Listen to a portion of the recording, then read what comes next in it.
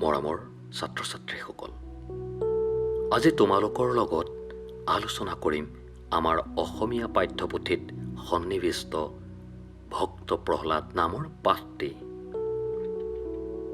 ভাৰতীয় ভক্তি সাহিত্যৰ ইতিহাসত প্ৰহ্লাদ হ'ল নিষ্ঠাৰ প্ৰতীক আৰু বিনয়ৰ প্ৰতিমূৰ্তি।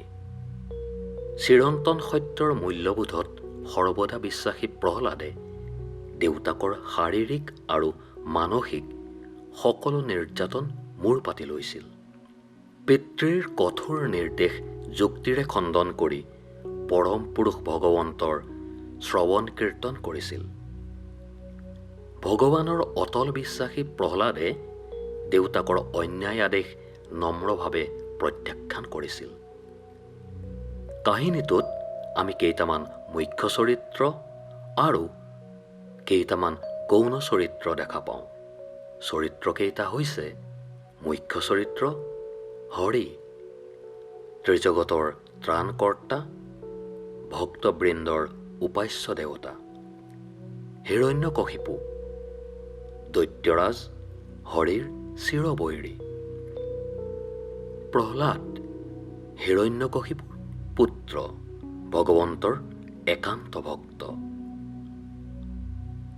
সন্দামৰ্ক, দৈত্যগুৰু; মহাৰাণী, হিৰণ্যকশিপুৰ পত্নী, দৈত্যৰাণী; আৰু গৌণ চৰিত্ৰত প্ৰহ্লাদৰ জ্যেষ্ঠ ভাতৃ ৰাক্ষস ক আৰু ৰাক্ষস খ।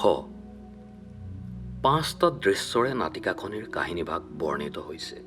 প্ৰথম দৃশ্যতেই প্ৰহ্লাদৰ চৰিত্ৰটি সুন্দৰকৈ ফুটি উঠিছে।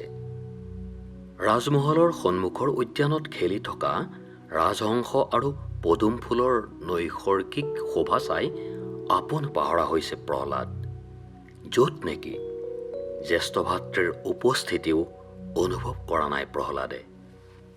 পৰম জনাৰ অকৃত্ৰিম সৃষ্টি চাই তন্ময় হৈ থকা প্ৰহ্লাদক জ্যেষ্ঠ ভাতৃয়ে ভগৱানৰ বিৰুদ্ধে বিভিন্ন কথাৰে তেওঁক পতিয়ন নিয়াবলৈ চেষ্টা কৰিছে। তেওঁ উল্লেখ কৰিছে, পিতৃপুৰুষক উপহাস কৰাৰ ধৃষ্টতা নাই যদিও পিতৃৰ পদাংক যদি শুদ্ধ নহয়, তাক মুকলিকৈ ব্যক্ত কৰাৰ সাহস ভগৱানে তেওঁক দিছে। এই বুলি প্ৰহ্লাদে ভাতৃক অৱগত কৰিছে। দ্বিতীয় দৃশ্যত হিৰণ্যকশিপু আৰু মহাৰাণীৰ মাজত কিছু কথা আলোচনা কৰি থকা দেখা গৈছে। হিৰণ্যকশিপুৰে ক্ৰোধান্বিত চাৱনিৰে ৰাণীক দোষাৰোপ কৰিবলৈ চেষ্টা কৰিছে। তাতে জ্যেষ্ঠ ভাতৃৰ উপস্থিতিয়ে পৰিৱেশটো আৰু বেছি কৌতূহলী কৰি তুলিছে। পুত্ৰস্নেহত আবদ্ধ মহাৰাণীয়ে আক্ষেপেৰে পুত্ৰক কোনে সুমতি দিব বুলি উল্লেখ কৰিছে। ভাতৃহন্তাৰ কথা দোহৰাই দি হিৰণ্যকশিপুৱে ভগৱান বিষ্ণু চিৰবৈৰী বুলি অভিহিত কৰিছে। তৃতীয় দৃশ্যত ৰাজমহলৰ অধ্যয়ন কক্ষত দৈত্যগুৰু সন্দামৰ্কই প্ৰহ্লাদক অসুৰসকলৰ বামনয়ু শাস্ত্ৰ জ্ঞান দিবলৈ চেষ্টা কৰিছে। ভগৱানৰ চিন্তাত অচল অটল প্ৰহ্লাদে শান্ত সমাহিত বদনে গুৰুলৈ চাই উত্তৰ দিছে। বামনয় শাস্ত্ৰজ্ঞান গ্ৰহণ নকৰাৰ কথা কৈছে। নানা বুজনিয়েও প্ৰহ্লাদক বুজাব পৰা নাই। তেনে সময়তেই পিতৃ হিৰণ্যকশিপু উপস্থিত হৈ পুত্ৰৰ অৱস্থাৰ বুজ লৈছে। কোনো উপায়ে সন্দামৰ্কই প্ৰহ্লাদক হৰিভক্তিৰ পৰা বিচলিত কৰিব নোৱাৰাৰ কথা কোৱাৰ লগে লগে হিৰণ্যকশিপুৱে এনে ভাৱ ত্যাগ নকৰিলে কঠোৰ শাস্তিৰ সন্মুখীন হ'ব লাগিব বুলি প্ৰহ্লাদক সকীয়াই দিছে। কাহানিও পিতৃক অৱজ্ঞা নকৰা প্ৰহ্লাদে পিতৃৰ এনে অবাঞ্ছিত আচৰণৰ বাবে ভগৱানক ক্ষমা কৰি দিবলৈ কাতৰে প্ৰাৰ্থনা কৰিছে। প্ৰহ্লাদ চৰিত্ৰটিৰ পৰা আমি ভগৱানৰ প্ৰতি থকা গভীৰ বিশ্বাসৰ উমান পাওঁ। চতুৰ্থ দৃশ্যত কেইবাটাও চৰিত্ৰৰ সমাৱেশ ঘটিছে। হিৰণ্যকশিপু, সন্দামৰ্ক, মহাৰাণী, সন্তৰিদ্বয় আৰু প্ৰহ্লাদ। সন্দামৰ কয় কোনোমতে প্ৰহ্লাদক পতিয়ন নিয়াব নোৱাৰাত হিৰণ্যকশিপুৱে মহাৰাণীক মাতৃস্নেহৰ মমতা ত্যাগ কৰি কঠোৰ হ'বলৈ নিৰ্দেশ দিছে। মহাৰাণীয়েও বিভিন্ন উপমাৰে বুজনি দিবলৈ চেষ্টা কৰিছে, যদিও বিফল হ'ব লগা হৈছে।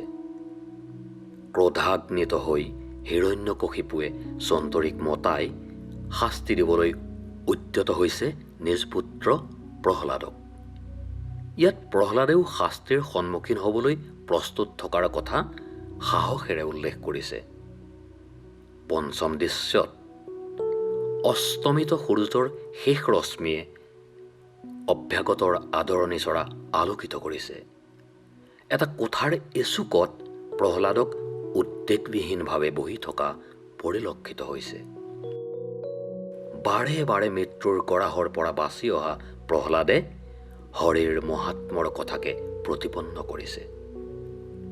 শেষ মুহূৰ্তত হিৰণ্যকশিপুৱে বিষ্ণুৰ লগত সমূহ সমৰত লিপ্ত হোৱাৰ কথা উল্লেখ কৰিছে।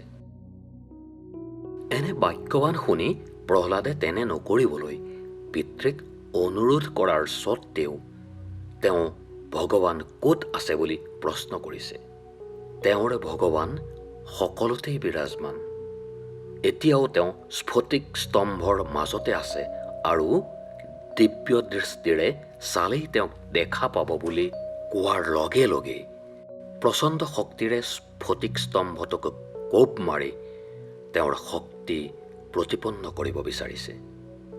ইয়াৰ পাছতো ক্ষান্ত নাথাকি হিৰণ্যকশিপুৱে সমস্ত শক্তিৰে খুটাটোত কোৰ মৰাত চূৰ্ণীকৃত স্তম্ভৰ মাজৰ পৰা ওলাই আহিল আধা মানুহ আধা সিংহৰূপী নৰসিংহ, যি বিষ্ণুৰ অন্য এক ৰূপ। সাধাৰণ পতংগৰ দৰে উৰুৰ ওপৰত নখেৰে বিদাৰি বধ কৰিলে অহংকাৰী হিৰণ্যকশিপুক। হৰিৰ বিৰুদ্ধাচৰণৰ এয়া এক অনিবাৰ্য পৰিণতি। প্ৰহ্লাদে পিতৃৰ সকলো দোষ ক্ষমা বিচাৰি ভগৱানক কাকুতি কৰিছে। প্ৰহ্লাদৰ প্ৰাৰ্থনাত নৰসিংহৰূপী নাৰায়ণ সমাহিত হ'ল আৰু তেওঁক আশীৰ্বাদ দি মুহূৰ্ততে অন্তৰ্ধান হ'ল।